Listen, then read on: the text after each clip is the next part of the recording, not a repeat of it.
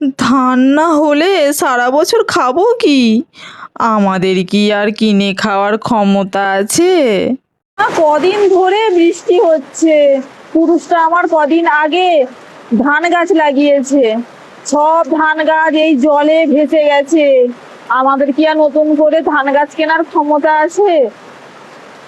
আমাদের জমিতে আবার একেবারে ভেতরে গভীর, সবাইদের তবু উপরে উপরে জমি আছে, জল নিকাশি আছে, বেরিয়ে যাবে, আমাদের বেরোবে না। এত বৃষ্টি হয়, হে বরুণ দে বৃষ্টি কমাও গো, বৃষ্টি কম। পুরুষটা সারা রাত ঘুমাতে পারেনি, সেই রাত 3টে থেকে জমিতে গেছে কোদাল নিয়ে আল কাটবে, জমির জল বের করবে, কিন্তু সে এখনো বাড়ি ফেরেনি। ও নিতাই ভাই, তুমি কি জমিতে যাচ্ছ? তোমার দাদা সেই ভোর রাতে গেছে গো, এখনো বাড়ি ফেরেনি। তুমি একটু দেখো গো, আমাদের জমির দিকে একটু যেও। তোমার দাদাকে বলবে আমি চিন্তা করছি, তাড়াতাড়ি আসতে। ঘরে ছোট বাচ্চাটা শুয়ে আছে, ওকে ছেড়েও আমি যেতে পারছি না।